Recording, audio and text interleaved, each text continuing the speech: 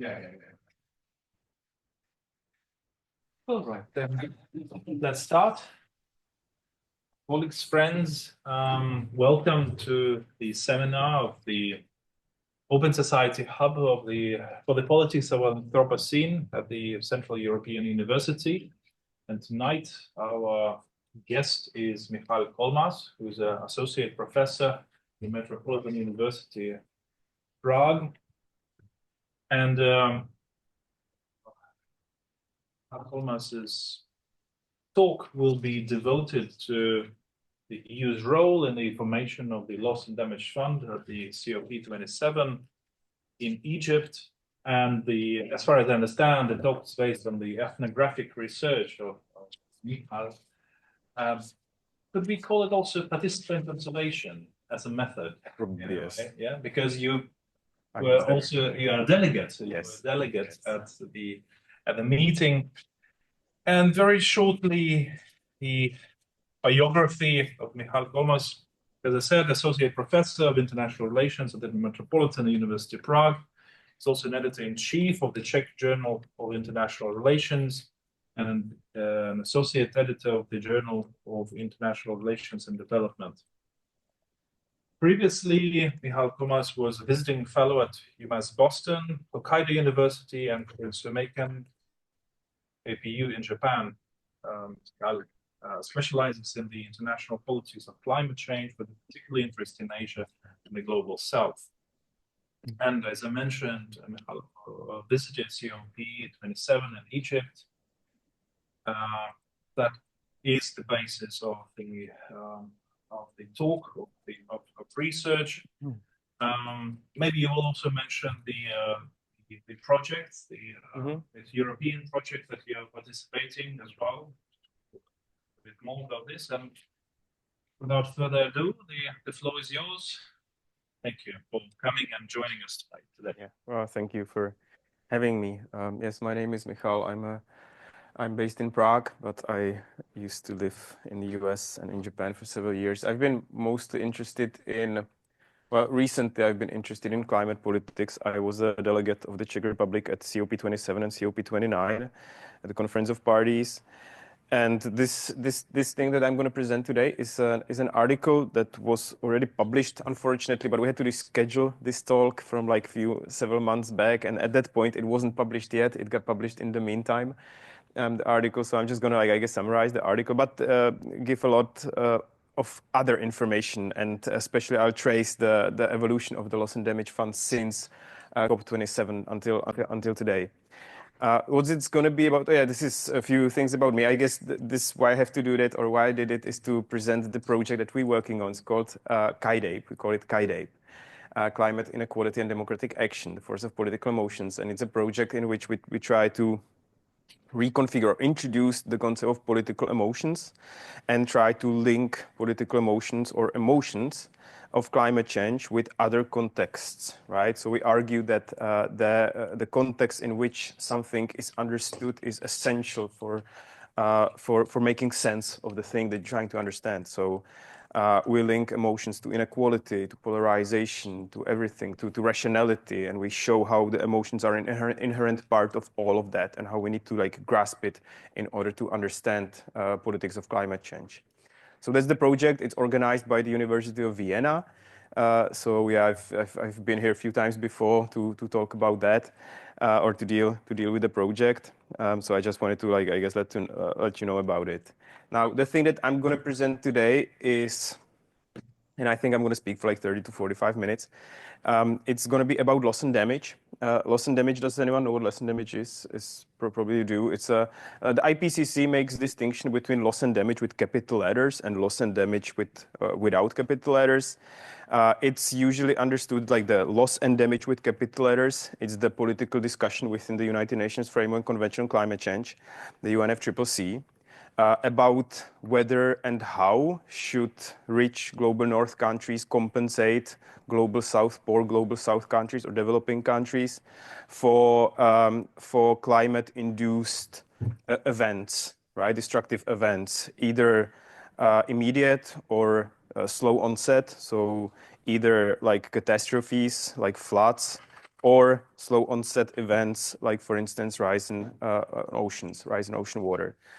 The loss and damage without the capital letters is basically all the damage that these catastrophes bring without any necessary talk about compensations. Now, loss and damage has been a key issue of several COPs, of several conference of parties. 27 was, I think, the first big one in which it was discussed, even though it was discussed obviously at previous COPs before that. But 27 was the one where it really got heated, the discussion, where the global South countries really sort of pushed forward to get it on the agenda and to have the global North like really decide on it. And since then, fund was created. Since COP27, fund was created to distribute money from global north towards global south that was designed or that should be used to tackle these either like immediate or slow onset events. So what the point of the article was is, as I said, I was a member of the Czech delegation at COP where this fund was created. Frankly, when I went to the conference, I wasn't sure what I'm going to be studying. So it only appeared to me where I was there that I should focus on this because this was really like the number one topic for me. It was the number one topic of the conference. So what I did at the conference was I traced the formulation of EU's position on loss and damage. And it became interesting to me that the EU's position changed significantly over the course of the conference. Before the conference, and for years before the conference, the EU didn't want to do anything about loss and damage, right? It understood loss and damage or it understood the existing infrastructure, like all these insurance schemes and banks and World Bank and all these institutions that give money to poor countries, developing countries for tackling climate change, as an okay solution towards loss and damage and every other means of finance transfers from the global north to the global south. So it didn't want to create any new institution that would be financing the dealing with climate events. But during the conference, it changed its position. It did, and they even did like something like a complete U-turn on this position. And in the end, they heralded, they've pushed through the formation of the fund, even though they didn't want to do it. So the question for me was why? What happened during the conference that made EU change its mind, right? And this is the guiding sort of question for this paper. And I'm putting forward an argument that it was because of sort of like three interrelated reasons that I theoretically frame in a climate leadership literature of EU climate leadership literature. I'll get to the argument in a second, but I think that this question was important to me not only because like through this question we could understand how EU organizes or does its climate policy, but it also tells us a little bit about how the climate regime functions, right? How it works, and it's really complicated. I gotta tell you, it's really complicated. I was there twice, always for like 2 weeks. And I doubt I understand more than like 5% of functioning of the regime.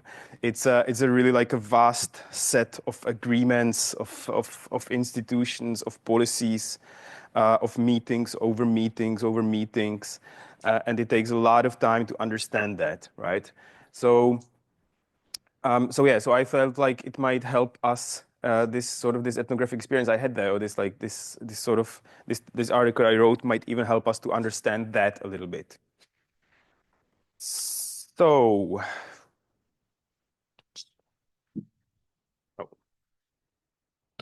so the argument that I'm making here is that there were three particular reasons that made EU change its mind. Its first was image. Now EU, again, for a while was seen as an organization or as a country that blocked the formation or the discussion about loss and damage. And it became aware that over the course of the conference, it thought first that it will be able to preserve the image of a, let's say, country that sort of is a bridge maker between the global north, global south, without compromising its stance on the loss and damage fund. But eventually, it became aware that more and more global north countries are open or are willing to entertain the foundation of the fund, right? And the EU didn't want to be left behind, especially after the bad press it got in Glasgow for blocking the same proposal. So that's the first. That also applies to point two, and I show it through which channels it became aware of that, of the change of the positions. And the third part is that it traded, or wanted to trade, its support towards the fund vis-a-vis some other, let's say, political concessions it would get from the Global South, especially its support for EU's mitigation work program, right? Mitigation work program is something that the EU has been very much trying to propose to sort of push through during the conferences. Is this sort of like a plan of how we should like advance mitigation rather than adaptation, or rather than loss and damage as these three pillars of climate governance? So it really forces, like it really wants to sort of put forward these ideas about fossil fuel phase out and the others that are probably like necessary in order to tackle climate change, but it's also like quite unpopular among many countries in especially in the Global South. So it wanted to trade the foundation of the fund for support of the mitigation work program. In the end, the EU didn't really get anything, almost anything. Like the preferences that it set out for itself, I think it reached like, I'd say like 10-15% of those. And in the end, it ended up like supporting the foundation of the fund, even though it really like was against it in the first place. Good thing for the EU was that after all of this, and they came back to support it, or they turned around to support it. They sold it as a victory for the EU, and the EU like became sort of like a facilitator, or became seen as a facilitator, someone who really like made it happen, even though it was definitely not the case. So theoretically, this argument paper is built on the literature on EU climate leadership, which I think makes sense. Now, this literature argues that EU acts as a leader, and there's a variety of reasons why in the literature why the EU would want to do it. But apparently, there is this consensus in the literature that EU has been trying to push forward this idea of its leadership despite change in circumstances. So even though there's populism growing in the European Union, even though there's economic crisis, COVID crisis, the changes in state leadership, the changes in the European Commission, the idea that EU is the leader, climate leader, is still there, right? And it's been there for like last 2-3 decades. So this is something that's understood to be constant in EU politics. What's also understood to be constant is that this position, like framing yourself as a climate leader, allows the European Union to diffuse its interest into the climate regime. So it considers itself to be leader. How it, for instance, does a lot of like internal policy, let's say,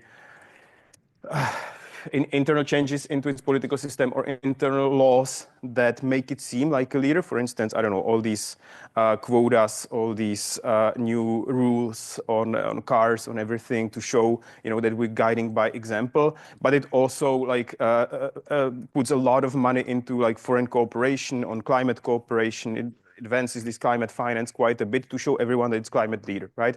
It also has like diplomatic leadership within those conferences. And we got to give it to the EU here. I really got to give it to you. For instance, without the EU, the Kyoto Protocol wouldn't be successful at all.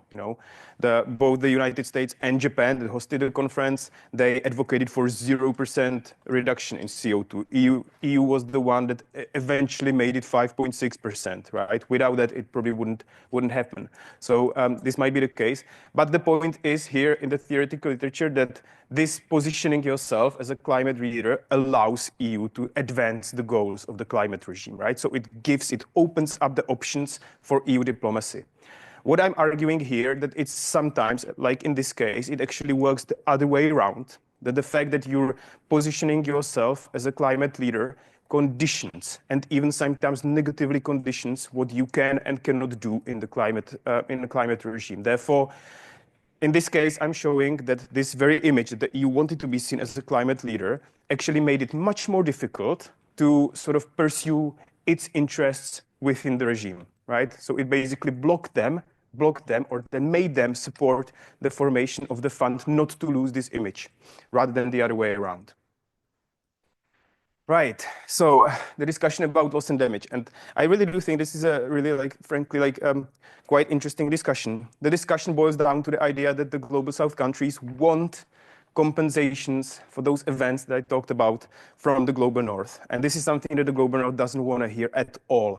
They are super afraid that they would be obligated, legally obligated, to pay for damages, even though they had caused them, right? Because the climate change that we're observing right now is because of the CO2 emissions from the global North, right? Mostly, obviously, from Western Europe and the United States, but now even China. I think China, even in cumulative terms, has overtaken the UK and even Germany.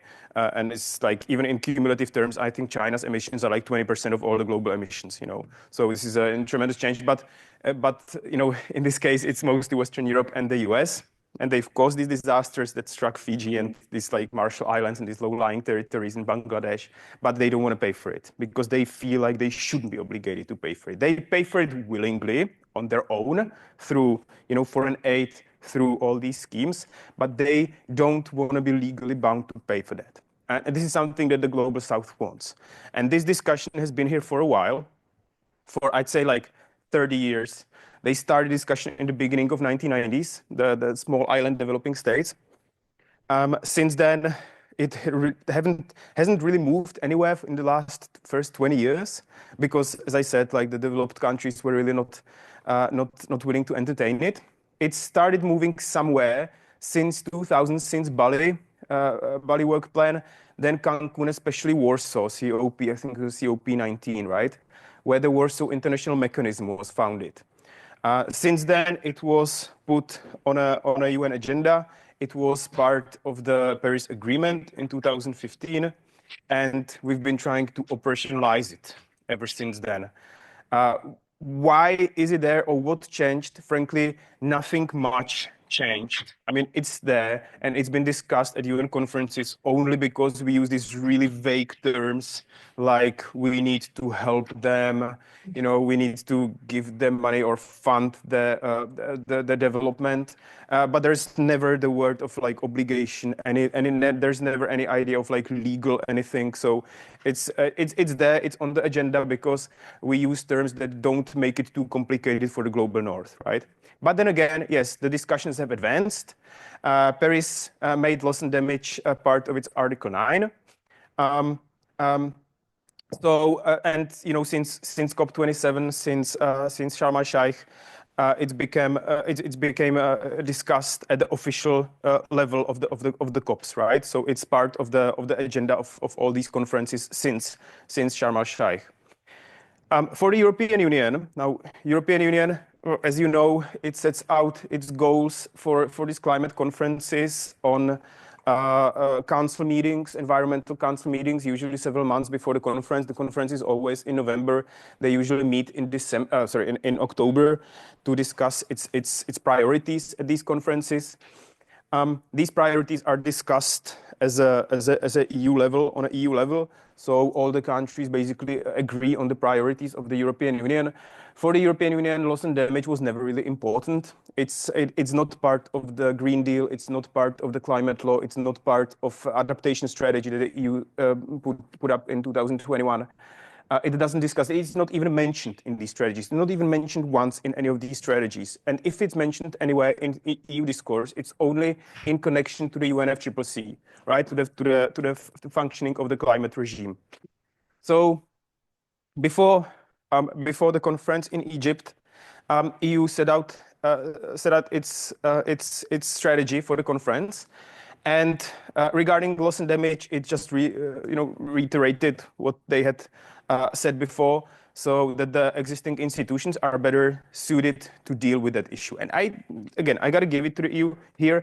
I really think that they consider the existing institutions to really be better dealing with climate change. Those banks, funds, they feel like if we would set up a new fund for loss and damage, not only it would be politically complicated, therefore like forcing us into accepting this legal legitimacy of those global South countries, but also it wouldn't be effective. They really think that it would take years before the money is there. It would take a long time before the board is set, before they decide which projects to give money to. how to give the money to. So I think that there's this idea of effectiveness might be there, or is kind of understandable as a driver of EU policy. But then again, it doesn't talk about it. What changed? What changed at COP27? There's few things that I consider to be interesting there. First, the global south, and this is something that we observe in, like I'd say, in the last 3-4 meetings of the Conference of Parties. The global south is much more coherent than it used to be. Before, like 5-10 years ago, the EU had this wonderful strategy, and other developed countries, not just the EU, had this wonderful strategy of splitting up G77 or splitting up the global south. What it usually did is it chose some countries over which they had leverage, or which were recipients of their money, or that were more open to accept the EU's ideas. These countries are mostly like ILAC countries, for instance, so Latin American countries like Peru, like Chile, for instance, that already have some sort of level of development, but also are willing to sort of listen to EU's demands on climate policy, and they got them on their side, therefore like dismantling the unity of G77. Sometimes it was ILAC, sometimes Costa Rica, for instance, one of those countries that were largely like listening to that. Sometimes it were different countries depended. Sometimes AOSIS, even like the small island states. Here it didn't work. The countries, and this is something that I really observe, global south is much better at like coordinating among themselves vis-a-vis the global north. Maybe they are more ambitious. Maybe they feel like they've got the right, or they got it more than they used to in the past. In Sharm el-Sheikh, they were helped by the Egyptian presidency, because the Egyptian presidency, for instance, circulated drafts of the decisions with the global south several hours before they gave them to the global north. So they gave much less time to the global north to discuss their strategy, especially the European Union. For the European Union, it's obviously complicated because there's 28 members, and they have to like agree on everything, right? So they have these meetings in the morning, meetings in the afternoon, and they have to discuss everything among themselves. They cannot just say, yes, we'll do it. They have to discuss it. So any action is like, let's say, takes more time than for any other institution. So it was complicated. It also like this sort of like this coherence, or this unity of the global south made it more complicated for the EU to pursue its agenda. Yeah, as I said, Egypt helped a lot. And there were also a few other things that made it complicated for the European Union. There were floods in Pakistan, and there were I can't quite remember what it was, but there was another disaster that was happening. I think it was like in Marshall Islands or somewhere. And they were like very thematized during the conference. And it became quite complicated to argue against loss and damage if we saw the effects of loss and damage on the first hand. So a lot of these other events made it more complicated for the EU. So it became clear for the EU, especially after several consultations, the so-called informal informals, in which it became clear that more and more global north countries are considering changing their position on loss and damage, on the formation of the fund, including, for instance, the United States.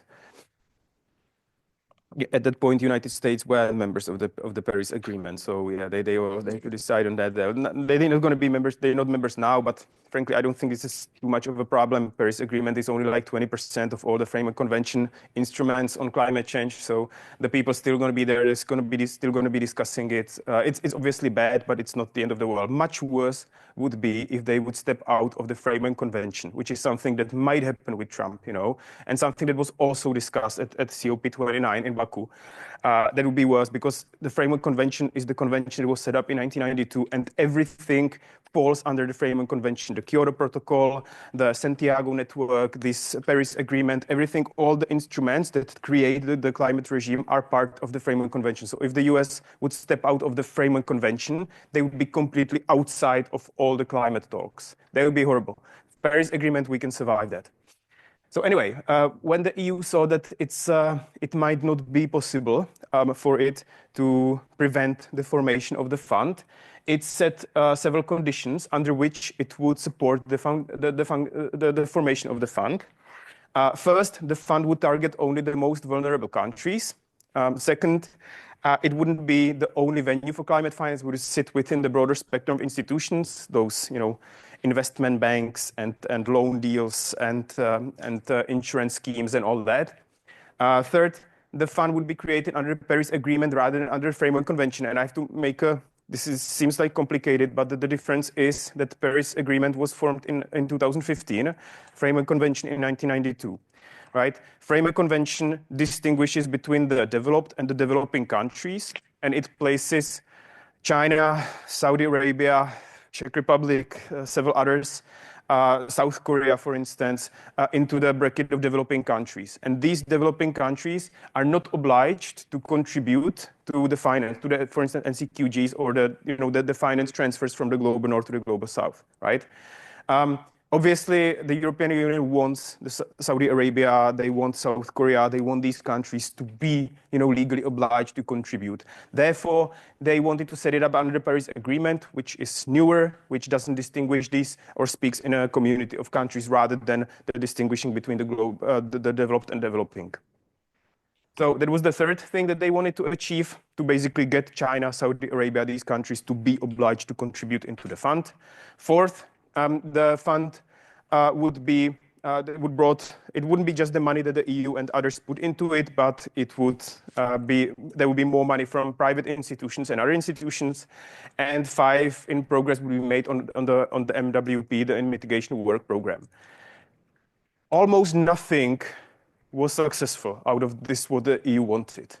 The fund would target only the most vulnerable countries. It wasn't passed at all. There is certain amount of money that's understood to be only designated for the most vulnerable countries, but even China can apply for the money now, right? Because it wasn't agreed on it. It's obviously the board decides whether the money will go there, but this didn't fly. The second thing would sit within a broader spectrum of existing infrastructure. That's okay. That's still there. They obviously couldn't. It's actually the fund was created under the World Bank, right? So the World Bank sort of like oversees the functioning of the fund. So this is something that the EU was successful. So that's okay. It wasn't created under the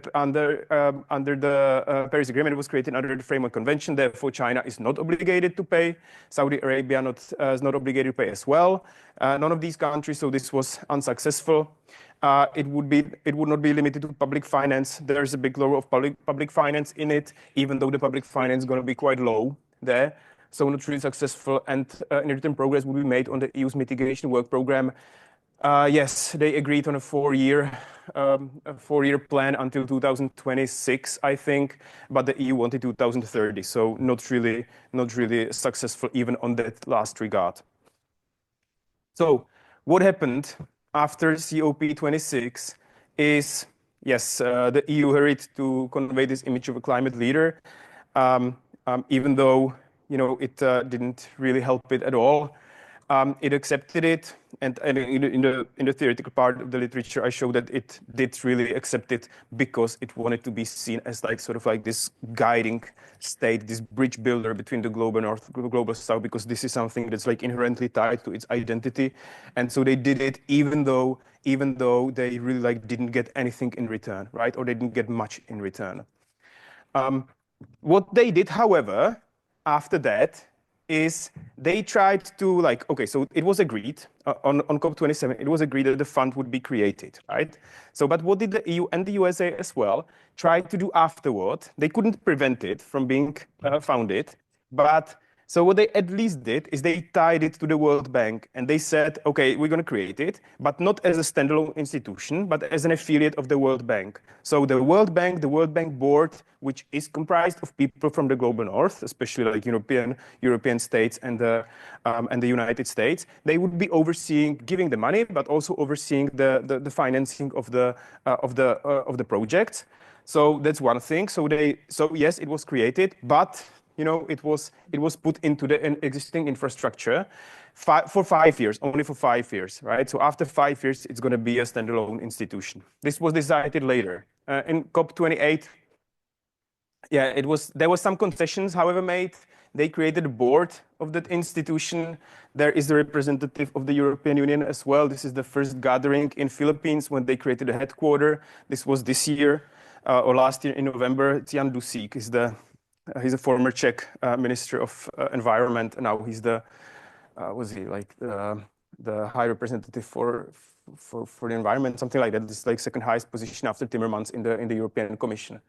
So one big concession that the Global North did is they created a board of 26 people to decide on the projects, and out of those 26 people, 14 are from the Global South. So the Global South actually decides on what the projects will go, right? So I think this is good. This probably at least like gives is sort of like a good sign towards the Global South that they will have some sort of like decision-making power within the fund. And yes, so at this last conference in November, fund was operationalized. Some countries pledged money into it. Good thing is that even the so-called developing countries pledged money. So for instance, Saudi Arabia and China both pledged approximately $100 and $150 million. To it, European Union already gave 250 because European Union pays like 30% of all the climate finance anywhere in the world. So it was the EU as well. But even these countries pledged some money into the fund. But, and this is the last part here, at COP29, I'm not sure if you follow that, but the biggest part of the conference was definition of the so-called NCQGs, the new quantified goals, new climate quantified goals on climate finance, new collective quantified goals of climate finance. These goals were supposed to replace the $100 billion that was part of the Paris Agreement to be given from the Global North to the Global South. And these new collective quantified goals were supposed to like raise this number by up to like $3 billion, which is something that the Global South wanted, right? In the end, they agreed on $300 million from like 2030, I think. So they raised the number, the amount of money that's supposed to be given from the Global North to the Global South, but basically by inflation, not too much, frankly, not too much, and it didn't really appease the Global South. But at the same time, the loss and damage was not part of the discussion. Global South wanted loss and damage to be part of the NCQGs, and the EU prevented it, right? So the EU and the US, the EU and to be fair, so not just the EU. So what comes out of it? This is the last part. This is the last part here. First, well, if I be speaking according to the text of the article, this illustrates how the necessity to be seen as a global leader conditioned EU's policy towards the fund. They had to eventually accept it, even though they didn't agree with the formation of the fund, just not to lose the image of the bridge maker or the deal breaker in the climate governance. It also shows that, frankly, I think that it also shows that the EU was quite unprepared of what could happen. It really didn't have any, let's say, alternative scenario of what would happen if the fund was created, or if the Global South was dead set on creation of the fund. So it really improvised. It improvised during the conferences. I mean, this happens. This happens. You have to be flexible. And even if you come up with a strategy, you have to like change it after a while. But the EU at that point didn't really know what to do, and it eventually just ended up like reacting to what was happening, to the informal meetings that they had with other countries, and like quite well, but sort of like promptly reacted to a situation that was unfolding. So that's might be something that from which the EU can probably like learn a little bit, how to better prepare for situations, for something that they couldn't like foresee. I know it might be difficult, but still they probably have to try it. And what it also shows, I think, is the growing strength of the Global South. And I think this is a good example. Even if the EU and the US were thinking, and it might be true, that the existing infrastructure is better suited to deal with it, the Global South made it, they made it. They pushed it through. After 3 decades of stable no's from the Global South, they were able to do it now. And I think this is something that can really change the dynamics in the climate regime and can really make it much more difficult for the Global North, including the EU, to get their things done. But it can perhaps like lead to things like, for instance, more money from mitigation to adaptation, and other things that the Global South is really like striving for. So yes, that's it from me. Thank you very much.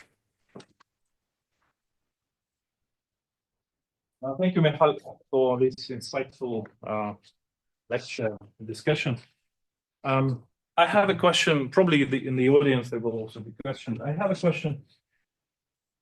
You spoke of the EU role in all this discussion as if it was up to the EU to decide on the entire process. Was it really like this? No, it wasn't, obviously. Who were other, major players in the discussion? The US? Yes, it's usually the countries that pay a lot to the climate regime. So US, UK, Australia a little bit, but frankly, like EU's still got a big role there, right? Like probably similar to the US or close to the US, and probably much larger than the other countries. China is also pretty important there. Sometimes Brazil, for instance, because it's really opinionated in these talks. But you can set an example, and some countries can follow it. Didn't happen as much this time as it did before. But it's also quite odd that China was still considered as a developing country. It is, and China still prevents. I presume as well, or India as well, yes. And both of them really object to any ideas or any changes that would make them a developed country, right? Because, I mean, yes, they got a lot more money. They always say that they are willing to participate, they're willing to give money on their own, but they don't want to change the legal stature of the initial treaties, right? They don't want to be obligated to do that. Yeah. They don't consider themselves to be similar to the US or the others. Questions? Connell. So you say that you think it's going to have like a tangible effect, or it's going to make a positive impact moving forward in terms of like leverage. Do you have anything, I guess, specifically that you can identify regarding that, or like maybe like leveraging power within COP itself, or just anything, I guess, like specific? It's specific. Now, frankly, if I were speaking about the last COP, then it didn't have any effect because the NCQGs, for instance, they still went as the Global North wanted it. But I do feel that even like those smaller things, they speak much more, for instance, in the meetings. It used to be the case. I mean, I did some research on countries from Southeast Asia, like Vietnam, for instance, Indonesia. When they started going to these, or when they started participating in these meetings, those 20 years ago, they told me that first, for like 3 years, they didn't participate because they lost their password into the UN system and they didn't know how to get it back, right? Then they started participating in the 90s, but they couldn't speak proper English. All the employees of the ministry that went to the conference were like cousins of the rulers of the ministries and stuff, so didn't do anything. And it really takes years and years to learn how to work that, right? So they always sat in a bag. They never spoke. They never made any submissions, anything. Since like 5 years ago, or like the last time I did interviews with those people, they are super professional. They are trained at like top US institutions. They've been there in these discussions for decades, for 5-10 years. It's no longer the cousins of the ministers that participate there, so they are much better suited, much better able to steer the discussion. It's difficult to give you a tangible example of how that works, but it's apparent. It's there. I think that this loss and damage fund could be one of the examples. Obviously, if it's about money, it's always difficult, and they need the Global North to pay the money, right? It's difficult to persuade them to do it. It's going to be much more complicated now that they've withdrawn from the Paris Agreement. They can. I think that like if anyone, that perhaps the EU can be sort of like coerced into doing that, they still pay quite a bit, and they don't want to be shamed by Global South, perhaps much more than the United States. They don't really care too much, but there's limits. There's limits. So yeah. The headquarters is in the Philippines, so that's probably good, right? So it's at least something. Yeah, probably not didn't answer you well, but you can kind of feel it there. Yes, please. A little bit expanding on Anton's question, what was the inner dynamic within EU countries? Like, which countries were more vocal, and what was the role of smaller countries? I gotta say, I was quite surprised that they were more or less, they more or less agreed on it. I really thought that, for instance, Poland is going to be like, there's going to be huge distinctions or divisions between, for instance, countries like Poland and Austria, for instance, right? They have like completely different sort of strategies or energy mixes and everything. But these people, they've been doing it for quite a while. They know each other. They're friends. I mean, it doesn't change anything, but still, like the atmosphere is quite good, and they are able to reach consensus quite easily. That said, with loss and damage, there were some countries that objected it, and there were some countries that wanted to accept it. I'm not going to name them, but there were, for instance, like 4 or 5 countries that still didn't want to pass it, even though they noticed that other countries are in favor of letting it fly, right? They ended up agreeing. These discussions were perhaps a bit more complicated, but I think that even these countries that still didn't agree on that, they felt like even if they wouldn't agree on that, if they wouldn't get the EU not to agree on that, it would still happen, right? So they had to like do it in the end. But it's true that this was like in most of other cases they agree on very quite easily. There was even a fight during one of the meetings. Sina? Okay, thank you very much for the presentation. I have just one question, but before I go into that, I was in Semashed during COP27, participated representing Nigeria and also part of staff for University of Union here, and also the one in Dubai. But the aspect of China is the one that I just want to quickly shed a little light on that. Based on a little interaction I had 2023 with some of the ministers there during one conference in China, in Beijing. The fact is that when you look at their argument too, they also have point.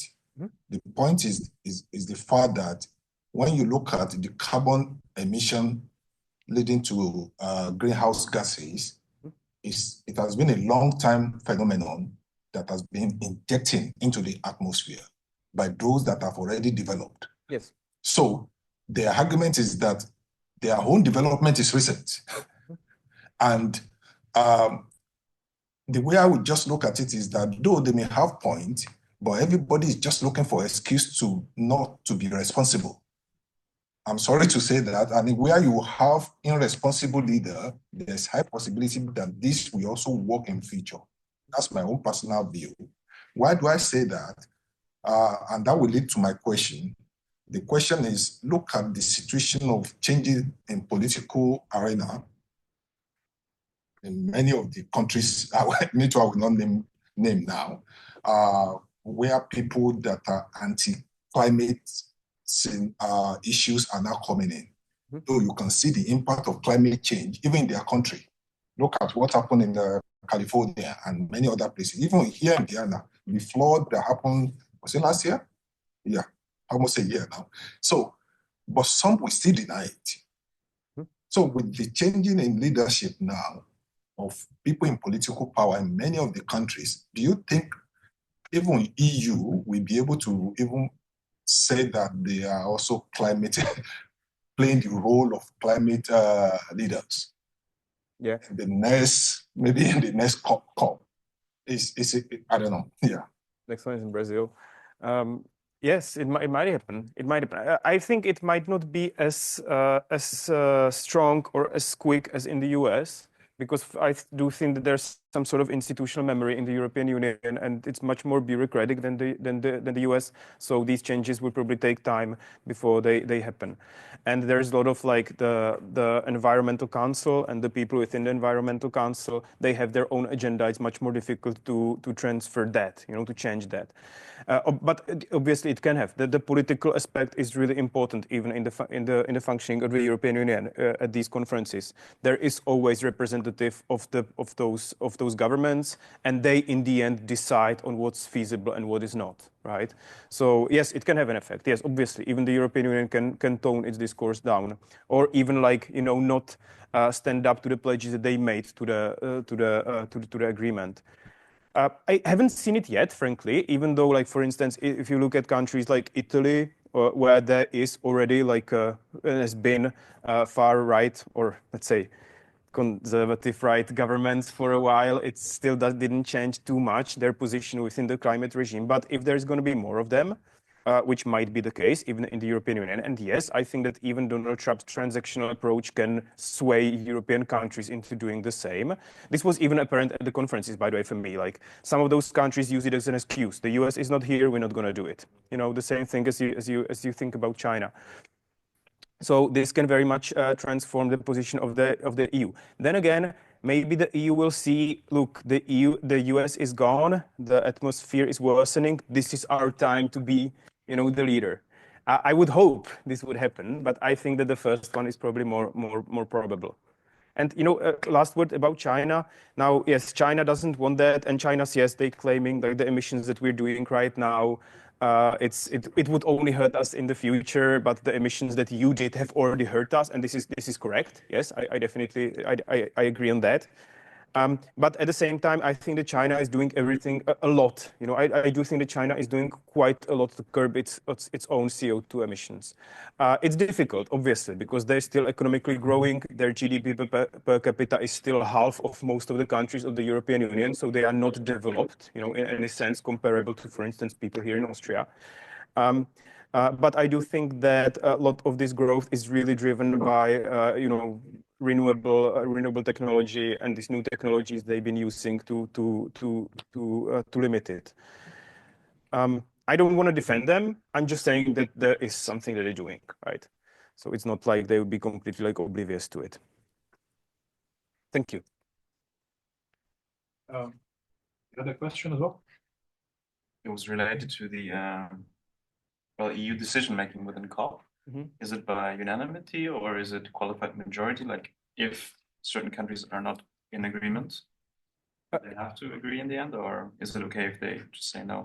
There's representative of each of the country at the meetings, and there's one representative for each of the parts of the negotiation. So for instance, one representative, let's say Spanish, would be dealing with gender-related aspects of the COP, and they would represent the union for this particular aspect. They would get the sort of like the trust of all the others, and they would decide based on everyone else.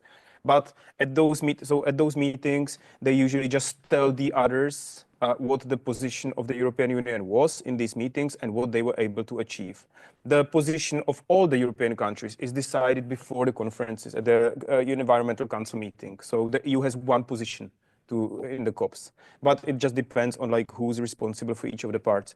But then again, if something comes up that they're not ready for, that they didn't expect, there is always at least 3 representatives of the institutions. But so there's one person from the European Commission, there's one person from I think the European Parliament, and one from the presidency, I think, that help facilitating the discussion among those parties.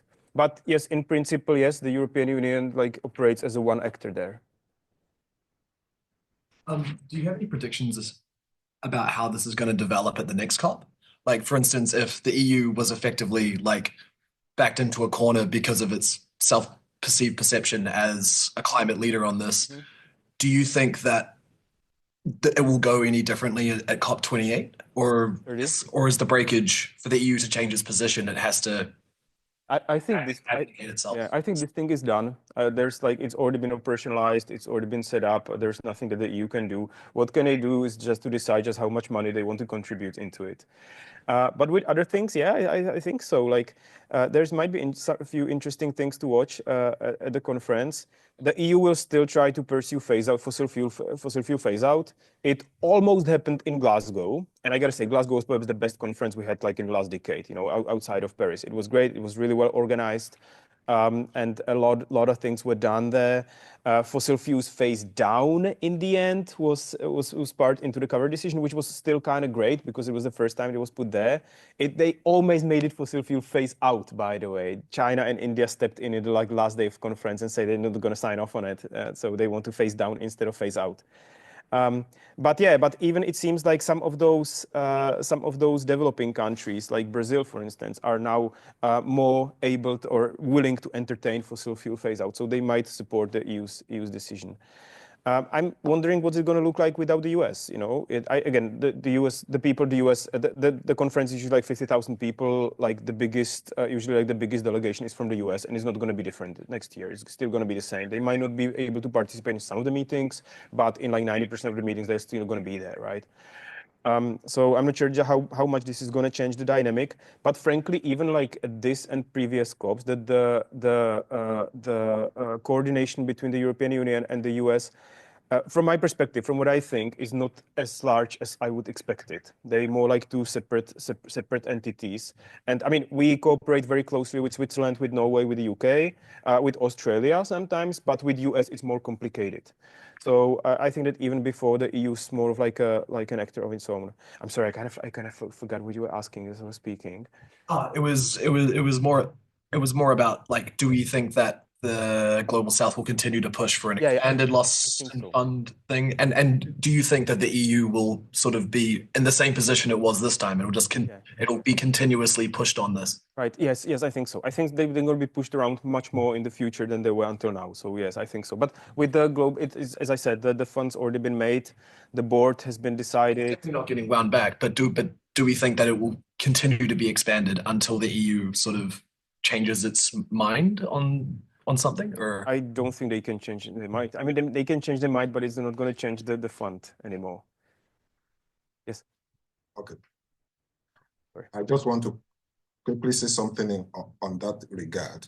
I think the beauty of it is the aspect you may mention that currently the fund is actually under World Bank. Yes. So there's nothing EU can do about it. And this is the beauty of it is that this is the global decision. It's not a decision from only one single region from the whole world. Even if one said, I don't want to, and the another one say yes, I think it will still continue. Yeah. But the major problem, which I'm envisaging in the future, is the implementation, which will be a challenge later on. Implementation started, when they look at this is how the fund will be, like the way you presented it there. We're having a kind of book now with Springer looking at loss and damage in Africa. Part of the argument that made the first point phase out was the fact that when you say most vulnerable country, which one is most vulnerable? What are the yardstick you will use to measure that? One that is most vulnerable, for example, this year, may not be affected next year. Yeah. And may affect another country. So all this coming together will make that fund continue in the future. Yeah. And I like the idea, that's my personal view, that is currently under the World Bank, but implementation will be another challenge. Yeah. In my home. Because when you release it to the government in Global South, I don't want to name any country who is going to implement it. Right. It shouldn't go to the pocket of any politician. Right. Yeah, I know, I agree. I'm just worried that the World Bank is gonna use general economic metrics on that. So it might be go to LDCs, for instance, which is probably correct because LDCs are like really vulnerable at the same time. But I agree that some sort of like new measurement of vulnerability would be beneficial. Talking about your point, having EU and then trying to maintain their global status as a bridge maker or like climate fighter in this very skeptical world of climate regime. The LND fund board, do they have like specific tasks in, for example, determining the modalities of loss and the fund distribution? Because, for instance, now in trying to also pursue that a global status as climate fighter or whatever, they are also inflating their contributions. For example, putting OECD Rio markers everywhere, although it's not supposed to be.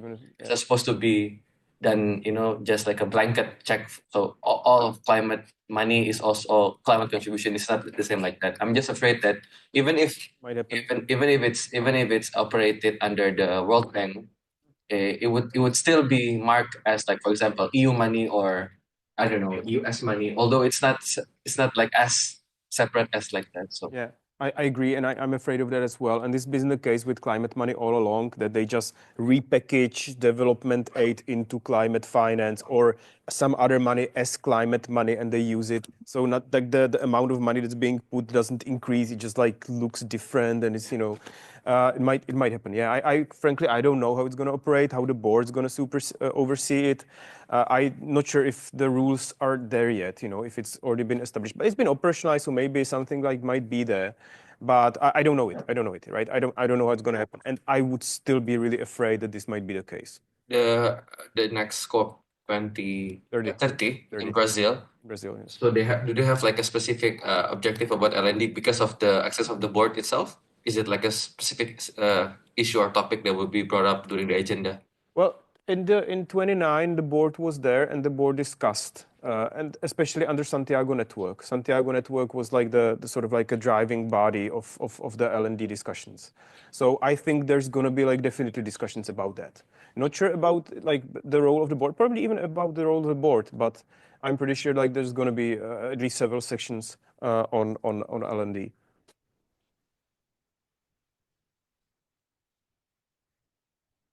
Do we have online questions? Apparently not.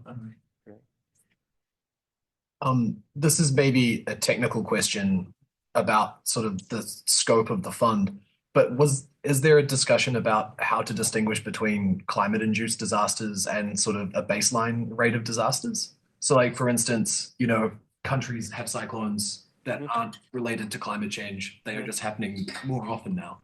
How do you is there any discussion about how to distinguish or differentiate between the two? I'm not sure about it. I just know that they've discussed between the, climate change induced disasters and not climate change induced disasters, like earthquakes, for instance, and it's supposed to cover the climate change induced disasters. But rise in seawater is also part of it. So I'm not sure if this is like part of the discussion. Maybe, not quite sure about that, but.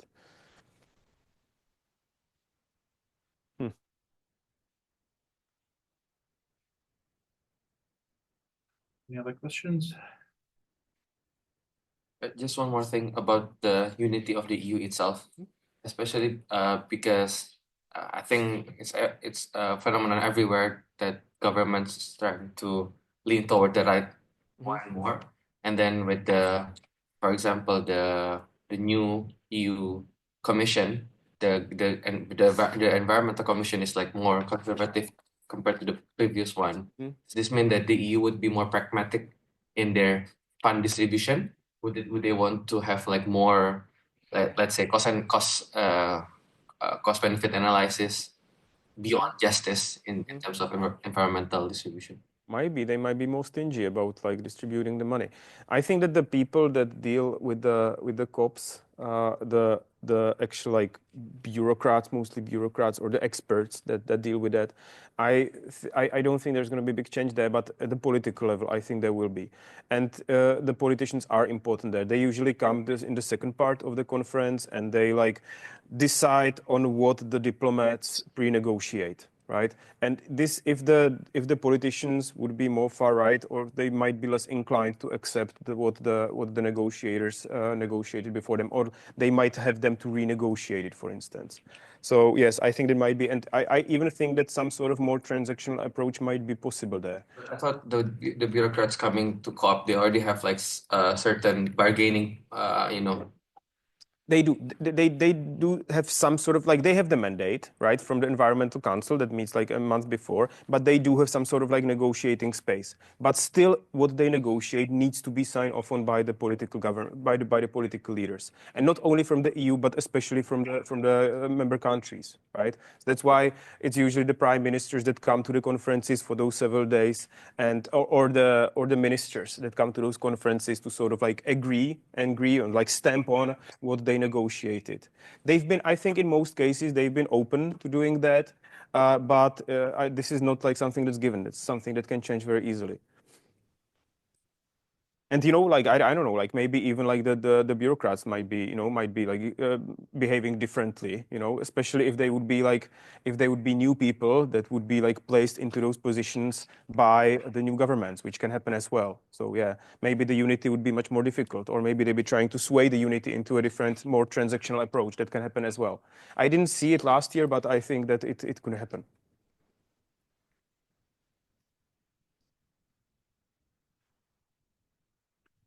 Any other remarks or questions? Conor. I'll just go really quickly. I guess it's because of where the fund is now set up. Have they responded yet to the cyclones that slammed the Philippines just a couple of months ago? I don't think so. I don't think that any money has been used yet. Okay. But there's still money. The EU pledged 250 million. China gave like 150. Saudi Arabia gave 100 million. I think so. The money's there, but I think it takes like at least 6 months before someone applies for it. And the money is going to be distributed into projects, right? So like someone will have to apply, like we've got this, I don't know, we need to build anti-flood wall, whatever. So give us money to do that, but everything will take quite a long time. I heard that they will start giving out the money in 2025. So probably like sometime around first money might be distributed in some of the first projects. Should be soon.